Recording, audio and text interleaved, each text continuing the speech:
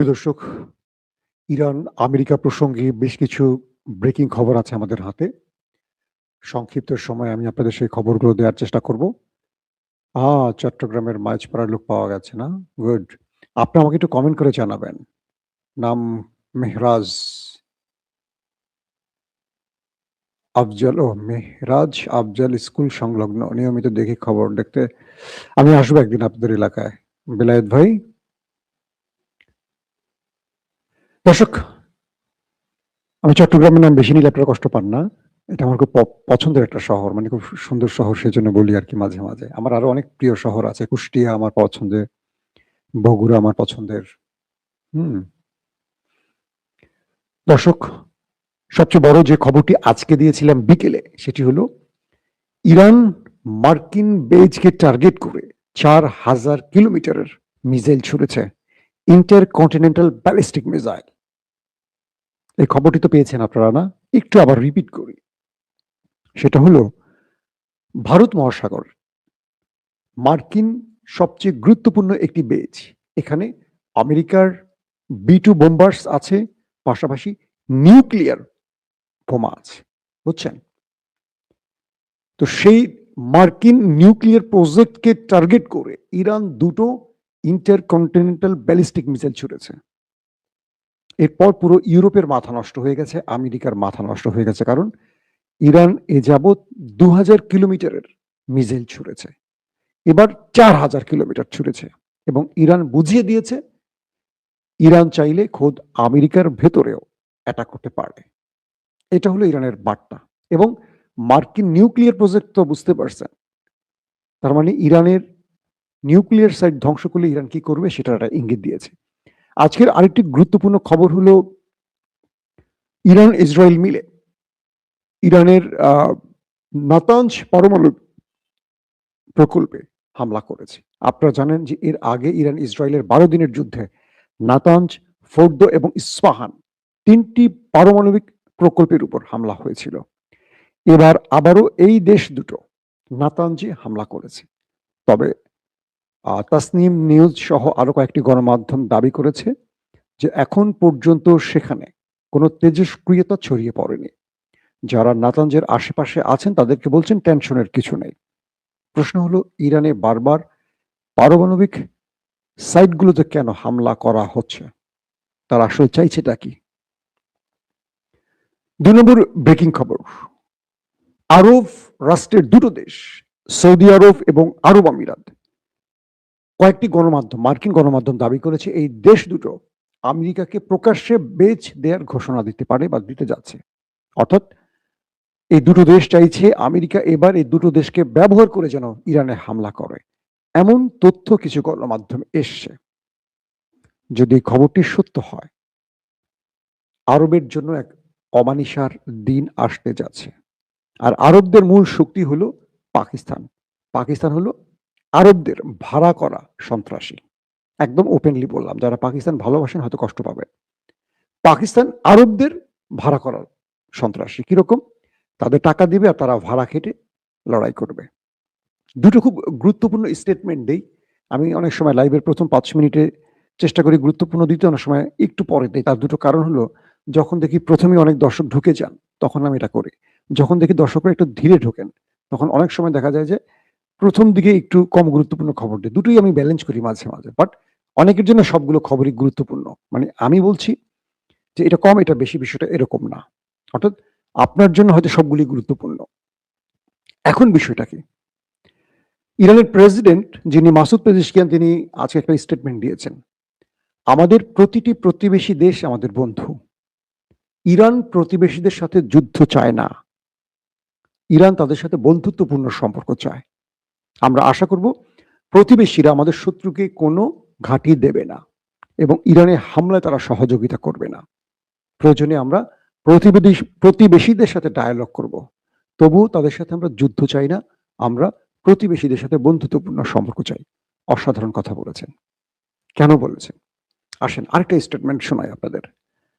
সেটা হলো Ayatollah Ali খামেনির ছেলে মুস্তফা খামেনি, তিনি আজকে নতুন একটি স্টেটমেন্ট দিয়েছেন। তিনি বলছেন পাকিস্তান আমাদের পছন্দের একটি দেশ এবং বন্ধু রাষ্ট্র।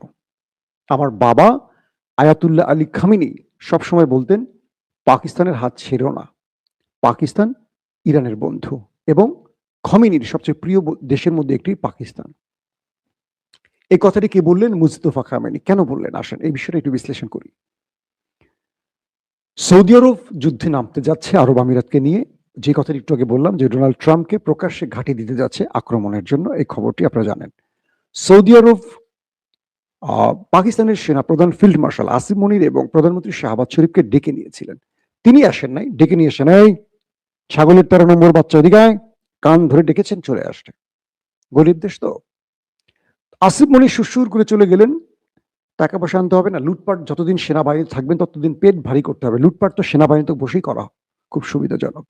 বিভিন্ন অভিযোগ, অজুহাত, এটা সেটার নাম করে যুদ্ধ ছড়াবেন, সেনাবাহিনী মরবে, পাকিস্তানের সম্পদ নষ্ট হবে, কিন্তু লাভবান হবে কে? পাক সেনাবাহিনী আর পাকিস্তানের বর্তমান সরকার। এই যে ডোনাল্ড ট্রাম্প, সে হিস্টোরিতে আসে সেনাবাহিনীর শুধু না, পাকিস্তানের খেলাটা একটু পরে বলবো। তো পাকিস্তান এই যুদ্ধে জড়াবে সৌদি আরবের পক্ষে, এমন ইঙ্গিত পাওয়া গেছে। তো এই ইঙ্গিত পেয়েই ইরানের মুস্তফা খামিনি এবং প্রেসিডেন্ট দুটো স্টেটমেন্ট দিলেন আলাদা করে, এবং তিনি পাকিস্তানের নাম উল্লেখ করে মুস্তফা খামিনি বললেন যে আমার বাবা পাকিস্তানকে খুব ভালোবাসতেন, এবং বলছেন যে পাকিস্তানের হাত ছেড়ো না, পাকিস্তানের পাশে থেকো। এবং আপনারা জানেন কিনা, হরমুজ প্রণালী দিয়ে অনেক দেশের তেল বন্ধ থাকলেও ইরান 3টি দেশের তেল রাস্তা ওপেন করে দিয়েছিল, একটি চীন, একটি বাংলাদেশ, আর অন্যটি পাকিস্তান। বুঝতে পারছেন? তো এই যাত্রায় খামেনির পুত্র মুস্তফা খামেনি বার্তা দিচ্ছে পাকিস্তানকে যে তোমরা আমাদের সাথে লড়তে এসো না, তোমরা আমাদের ভালোবাসার দেশ, আর যদি লড়তে আসো ছাড়া হবে না। মার্কিনীরা পিটার ঠেলা পালাচ্ছে, আর তুমি পাকিস্তান কয়টা পারমাণবিক নিয়ে বসে থাকবা। আমি তোমার সাথে যুদ্ধ শুরু করলে ভারত তোমাকে ল্যাংটা করে ফেলবে। অর্থাৎ ভারত তো এই মোক্ষম টাইম পিতে আসছে, কারণ আমেরিকা ইসরায়েলের নেক্সট টার্গেট পাকিস্তান। তখন পাকিস্তানের পাশে কেউ দাঁড়াবে না, একটা কুকুরও দাঁড়াবে না, যেহেতু ইরানের বিরুদ্ধে দাঁড়িয়েছিল। এই বিষয়টি আসিম মনিরকে বুঝতে হবে। সে নাকি কোরআনে হাফেজ, নাম্বার 1 ভণ্ড, কোরআনে হাফেজ নাকি সে তার সুবিধার জন্য ইমরান খানকে অবৈধভাবে এখনো জেলে ঢুকিয়ে রেখেছে। জানেন, ইমরান খানকে ঈদের নামাজটি পর্যন্ত পড়তে দেওয়া হয়নি। ইমরান খানের জন্য খাবার পাঠানো হয়েছে বাসায়, সেই খাবার পৌঁছতে দেয়নি। ইমরান খানের ঈদের নতুন পোশাকটি পর্যন্ত তার কাছে পৌঁছতে পারেনি ইমরান খানের কাছে। আইএসআই দিয়ে জেলখানা পুরো কন্ট্রোল করে রাখা হয়েছে। একটা দেশের সাবেক প্রধানমন্ত্রী, এই মুহূর্তে পাকিস্তানের 90% মানুষের সবচেয়ে প্রিয় আস্থার ব্যক্তি ইমরান খান, তাকে ঈদের নামাজটি পর্যন্ত দেয়নি পড়তে। যেমন মসজিদুল আকসায় ওই দেশটি মুসলমানদের নামাজ পড়তে দেয়নি, আসিফ মনি শাহবাজ শরীফ সরকার সে কাজটি করেছে। কতটা লজ্জার বিষয় চিন্তা করতে পারেন? পাকিস্তানকে আমরা ভালোবাসি সেটা সামগ্রিকভাবে, কিন্তু যখন তারা আমাদের আমাদের অস্তিত্বের সাথে বিরোধ করবে বা আমাদের অস্তিত্বের বিরুদ্ধে লড়াই করবে, ইমানের সাথে লড়াই করবে, মুসলমানদের সংকটে, মুসলমানদের বিপদে না দাঁড়িয়ে শত্রুর এজেন্ডা বাস্তবায়ন করবে, সেই সময়টিতে আমরা কখনো পাকিস্তানকে সমর্থন করতে পারি না। এটি পাকিস্তান সৌদি আরবের পক্ষে নাই, লড়াইটা হবে পাকিস্তানের ইসরায়েল আমেরিকার পক্ষে, কারণ আরবরা দাঁড়িয়েছে দেশ দুটোর পক্ষে। এখন পাকিস্তানকে চিন্তা করতে হবে $2-4-5 জন্য, $2-4-5 বিলিয়ন জন্য তারা নিজের অস্তিত্ব বিক্রি করবে কিনা। ইতিমধ্যে আসিফ মনি শিয়া নেতাদের ডেকে ধমকি দিয়েছেন। কেন ধমকি দিয়েছেন জানেন? যাতে পাকিস্তান ইরানের বিরুদ্ধে যুদ্ধে জড়ালে সৌদির হয়ে এই শিয়া নেতারা দেশের মধ্যে কোনো গন্ডগোল না করে, কারণ ইতিমধ্যে 35 থেকে 36 জন পাকিস্তানি মারা গেছে খামেনিকে হত্যার পর বিক্ষোভ করতে গিয়ে পাকিস্তানের নিরাপত্তা বাহিনীর গুলিতে। জানেন তো আপনারা, মার্কিন কনসুলেট আগুন দেওয়া হয়েছিল, 36 জনের মতো মারা গেছে। কত ভয়ঙ্কর ব্যাপার বুঝেন? তো এই জন্য আসিফ মনি শিয়া নেতাদের ডেকে ধমকি দিয়েছেন যে আপনারা কোনো আওয়াজ করবেন না, যদি আপনারা ইরানকে সাপোর্ট করেন সব ইরানে চলে যান।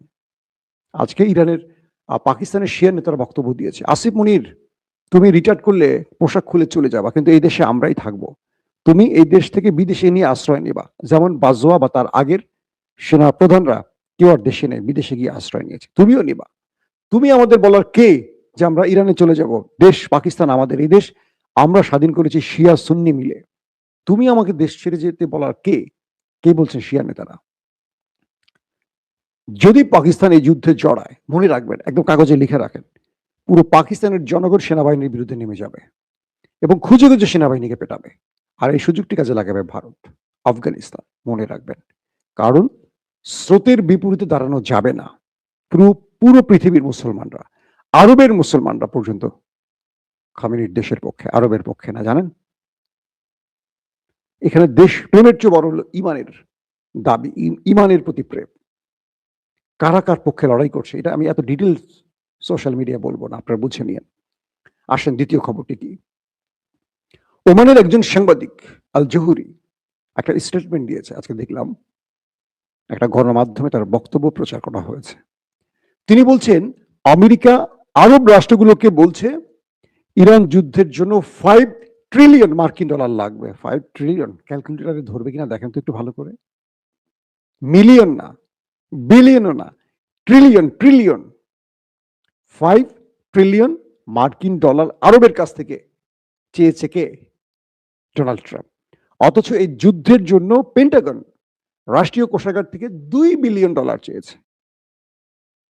2 বিলিয়ন ডলার চেয়েছে মাত্র পেন্টাগন যুদ্ধের জন্য, যুদ্ধের খরচ বহনের জন্য। আর ডোনাল্ড ট্রাম্প আরবের কাছ থেকে 5 ট্রিলিয়ন মার্কিন ডলার চেয়েছে। ব্যবসা কাকে বলে বুঝতে পারছেন? কি করবে? আরব তেল বেচবে, সেই টাকা ওদেরকে দেবে, আমাদের শ্রমিকদেরকে বেতন দিবে না। আমাদের শ্রমিকদের কম মূল্যে, বাংলাদেশ, পাকিস্তান, মুসলিম দেশগুলোর, আমাদের দরিদ্র দেশগুলোর শ্রমিকরা সেখানে কি পরিমাণ পরিশ্রম করে আমি প্রবাস সফর করে দেখে এসেছি। তাদের দুঃখের গল্পগুলো আমি সচক্ষে দেখে এসেছি ভাই। সাংবাদিকতা করার জন্য অনেক দেশ ঘুরতে হয়েছে, অনেক কিছু নিজ চোখে দেখেছে, যেগুলো হয়তো অনেকে যারা জাননি তারা জানেন, যারা আমাদের প্রবাসীর ভাইরা আমার ভিডিও দেখছেন তারা হয়তো জানেন। ওদেরকে কি নির্মম ভাবে কষ্ট দিয়ে রাখা হয় সেখানে, কি আচরণ করা হয় আমাদের বাংলাদেশি মানুষের সাথে সেই সব দেশে। অথচ ওরা শুধু তেল গ্যাস বিক্রি করে সেই টাকা তুলে দিচ্ছে এখন আমেরিকাকে। 5 ট্রিলিয়ন কল্পনা করতে পারবেন না, এটা ক্যালকুলেটরে ধরবে না। ওমান এই তথ্য লিক করে দিয়েছে। ওমান বলছে কোনোভাবেই আমরা এই টাকা দেব না। ওমান এখন পর্যন্ত কিন্তু ইরানের পক্ষে দাঁড়িয়ে আছে। ওমানের জন্য একটা স্যালুট। বলছেন যে তোমাকে তোমরা, ওমান বলছে আমেরিকাকে, তোমাকে তোমরা যুদ্ধ শুরু করতে বলিনি, তুমি যুদ্ধটা শুরু করছো কেন? তুমি তো আমাদের স্বার্থে যুদ্ধ শুরু করোনি, তুমি করছো ইসরায়েলের স্বার্থে। তুমি যুদ্ধ শুরু করছো, আবার তোমার কারণে আমার দেশে ইরান হামলা করে আরব কান্ট্রিগুলোতে বিভিন্ন জায়গায় হামলা করছে, তেল রিফাইনিং বা ওয়াটার রিফাইনিং অথবা আমাদের বড় বড় কোম্পানির উপর হামলার ঘটনা করছে। তুমি উল্টো টাকা আমাদেরকে না দিয়ে আমাদের দিকে চাচ্ছ 5 ট্রিলিয়ন। পাগল পাইছো? কে বলছে? ওমান। বুঝতে পারছেন? আরবের বাকি দেশগুলো চুপ। আরব আমিরাত মূল শয়তানের গোষ্ঠী, এখান থেকে গুটি চালায়। আরব আমিরাত পুরো ডুপ্লিকেট ইসরায়েল। তার কাছে ইসরায়েল ছাড়া আর কোনো কিছু না। আরব আমিরাতের কাছে ফার্স্ট ইসরায়েল, আমেরিকার কাছে ফার্স্ট, আগে ইসরায়েল। আর মোহাম্মদ বিন সালমানের অবস্থানটা এখনো বোঝা যায় না। অনেকে বলছেন তিনি ইরানের পক্ষে আছেন, বাট কৌশলে ব্যাটিং করছেন, যেহেতু আমেরিকার সবচেয়ে টার্গেট থাকে সৌদি আরবের দিকে। অনেক কৌশলী হতে হয়, বিষয়টা আমি এখনো স্পষ্ট না, কারণ নানান রকম বক্তব্য আসছে পাকিস্তানকে মাঠে নামাবে, এটা করবে সেটা করবে, কিন্তু পাকিস্তান এখন নামেনি। আমরা আশা করব পাকিস্তান নামবে না। পাকিস্তান তার জনগণের দিকে আসিফ মনির দেখবেন, কারণ তিনি তো একজন ব্যক্তি, নির্দেশ দিয়ে সবকিছু করতে পারেন না। এটা পার্লামেন্টে ওঠেনি, সিনেটে ওঠেনি, এটা বিল উঠতে হয় একটা যুদ্ধে আপনাদের যাবে কিনা। শুধু সৌদি আরব টাকা দিবে আর আসিফ মনিরা শাহবাজ শরীফ দৌড় দিবেন, দুজন ব্যক্তির ইচ্ছে তো একটা দেশ চলে না, 25 কোটি মানুষের দেশ। তো এখন যেটা হচ্ছে যে ইরানকে মোকাবেলার জন্য আমেরিকা আরবদের কাছ থেকে 5 ট্রিলিয়ন ডলার চেয়েছে। আর আরব বলছে, মানে ওমান বলছে তুমি যুদ্ধ বন্ধ করে চলে যাও, তোমাকে আমাদের দরকার নেই। আর ইরান চাচ্ছে এটাই, আরবরা যেন মার্কিনীদের খেদিয়ে দেয়, তাহলে যুদ্ধ থেমে যাবে। পাশাপাশি আরো ইন্টারেস্টিং খবর আসছে, ইরানকে প্রস্তাব দিয়েছে আমেরিকা। দেখেন কে যুদ্ধে হারছে কে জিতছে আমি আর বলবো না, আপনারাই বলবেন। আমেরিকা বলছে, ট্রাম্প বলছে ইরানের উপর থেকে তেল রপ্তানি নিষেধাজ্ঞা আমরা তুলে নিচ্ছি, বা তুলে নিলাম, বা তুলে নেব শিগগিরই, এখনই। ইরান বিশ্ববাজারে তার 2 লক্ষ ব্যারেল তেল আছে বা আরো বেশি তেল আছে, এগুলো মার্কেটে ছেড়ে দেখ। ইরানের উপর 90 সালের পর থেকে একটার পর একটা নিষেধাজ্ঞা দিয়ে রাখা দেশটি বলছে ইরানের উপর থেকে আমরা নিষেধাজ্ঞা তুলে নিচ্ছি তেল রপ্তানিতে। ইরান যেন এই তেলগুলো বিশ্ববাজারে ছেড়ে দেয়। কেন বলছে ট্রাম্প জানেন? কারণ হরমুজ প্রণালী বন্ধের কারণে তেলের দাম দ্বিগুণ হয়ে গেছে। বিশেষজ্ঞরা বলছে যদি আর 1 মাস যুদ্ধ চলে তেলের দাম 180 ফি ব্যারেল বেড়ে যাবে। বাংলাদেশ না, দরিদ্র দেশগুলোর শিল্প কারখানা অটোমেটিক বন্ধ হয়ে যাবে দেখবেন। এখন বলছে ট্রাম্প যে তোমার উপর থেকে নিষেধাজ্ঞা আরো দেওয়ার কথা, তাই না? ইরান যদি যুদ্ধে হেরে যায়, আমেরিকা যদি জিতে যায়, তো আমেরিকা তো আর নতুন করে ইরানকে দেবে নিষেধাজ্ঞা। কিন্তু আমেরিকা বলছে ইরানের উপর থেকে আমরা তেল রপ্তানি নিষেধাজ্ঞা তুলে নিচ্ছি, ইরান এখন থেকে বিশ্ববাজারে তেলগুলো বিক্রি করুক। আমেরিকান বিশেষজ্ঞরা বলছে ইরান যদি 1 মাস তাদের তেল বিক্রি করতে পারে এই মুহূর্তে, তারা 8 থেকে 9 বিলিয়ন মার্কিন ডলার স্রেফ 1 মাসে কামাতে পারবে। ইরান কি বলছে জানেন? হে আমেরিকা, তোমার এই অনুগ্রহ আমাদের লাগবে না। আমার কাছে এত তেল নাই, তুমি বলছো আমি তেল বিক্রি করবো। এটা ইরান, এটা বাংলাদেশ পাকিস্তান না, লুবি রাষ্ট্র না। বলছি যে আমার কাছে এত তেল নেই বিক্রি করার মতো।